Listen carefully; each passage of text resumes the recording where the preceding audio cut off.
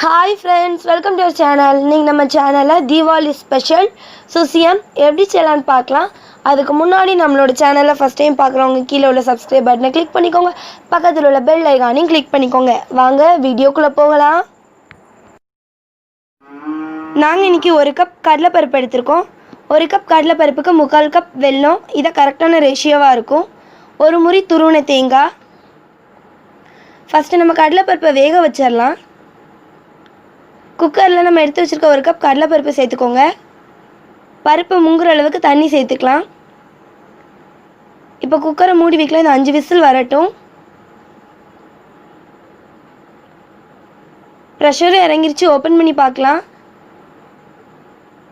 பாருங்கள் ஃப்ரெண்ட்ஸ், கடலைப்பருப்பு சூப்பராக வெந்து வந்திருக்கு. இப்போ இதை நம்ம வேறு பாத்திரத்துக்கு மாற்றி வச்சிடலாம்.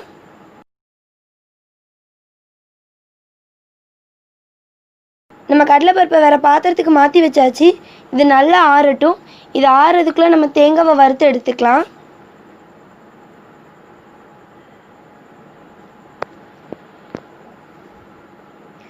தேங்காவை வறுக்கிறதுக்கு ஒரு பாத்திரத்தில் நெய் சேர்த்துக்கோங்க. நெய் நல்லா சூடாகட்டும்.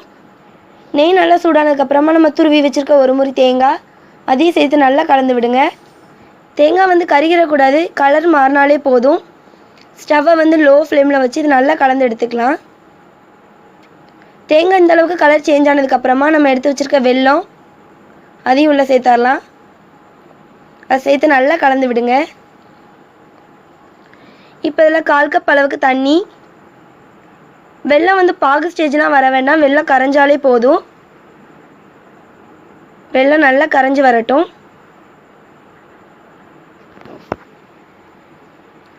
வெல்லம் கரைஞ்சி வர்றதுக்குள்ளே நம்ம கடலைப்பருப்பை அரைச்சி எடுத்துக்கலாம். கடலைப்பருப்பு நல்லா ஆறிடுச்சு. ஒரு மிக்ஸி ஜாரில் நம்ம வேக வச்சு வச்சுருக்க கடலைப்பருப்பு அதையும் உள்ளே சேர்த்துக்கோங்க.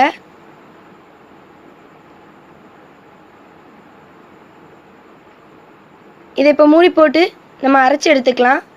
இது மையாலாம் அரைக்க வேண்டாம். 1-2 அரைச்சாலே போதும். இப்போ இதை ஓப்பன் பண்ணி பார்க்கலாம். பாருங்கள் ஃப்ரெண்ட்ஸ், இந்த அளவுக்கு 1-2 அரைச்சி எடுத்துக்கோங்க. நமக்கு வெல்லமும் நல்லா கரைஞ்சி வந்துருச்சு. இப்போ இதில் நம்ம அரைச்சி வச்சுருக்க கடலைப்பருப்பு அதையும் உள்ளே சேர்த்துடலாம்.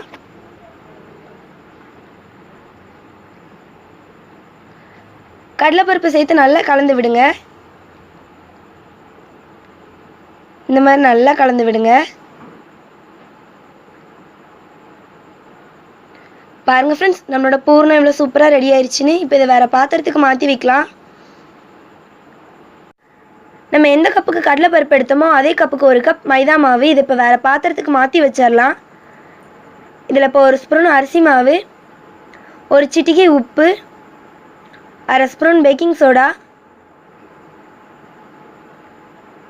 இப்போ இதை நல்லா கலந்து விடலாம்.